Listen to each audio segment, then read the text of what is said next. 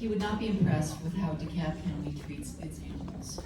I'm here as a 22-year resident of Dekalb County and a 6.5-year volunteer with Lifeline Animal Project, which manages our shelter. Every aspect of our animal welfare system in this county is broken. Animal control often fails to take in abused and neglected animals and does not properly cite owners responsible. They fail to properly document cases. The shelter, drowning in homeless dogs, has staff too buried to properly document the cases that do come in or find fosters for those victims. Magistrate judges reset cases again and again for cited abusers who fail to show up. Lawyers with the district attorney's office, the solicitor general's office are not prepared, don't know the law, and fail to represent the victims or the interests of Dekalb taxpayers. County attorneys are reluctant to make motions to dispose that would allow court dogs to be released for adoption, and don't ask for cost of care, which the taxpayers bear the burden of. I was there when the ASG presented a plea deal that wasn't allowed under the law, and when the defendant agreed to the stiffer sentence, the judge talked him out of it. The neglect case I was a witness for had the judge dead docket the case a few months ago, even though there was still a dog in foster.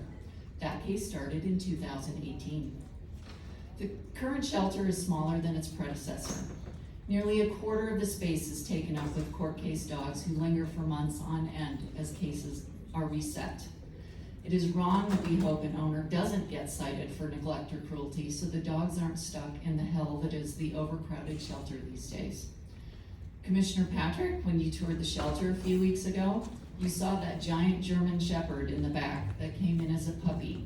He and his siblings still wait for their court case, which isn't even on the docket yet.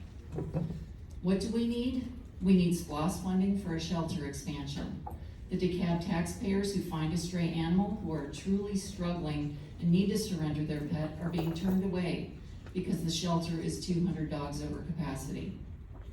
We need you to use your influence with the district attorney, with the county attorneys and the solicitor general and her staff to move these court cases along. That includes making motions to dispose and asking for cost of care.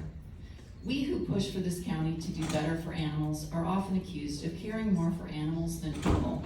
Even if you don't care one bit for animals, the dysfunction of the court process impacts people waiting for their day in court, and the witnesses who took time to be there. It affects people because animal neglect and abuse drag down communities and often are coupled with crime.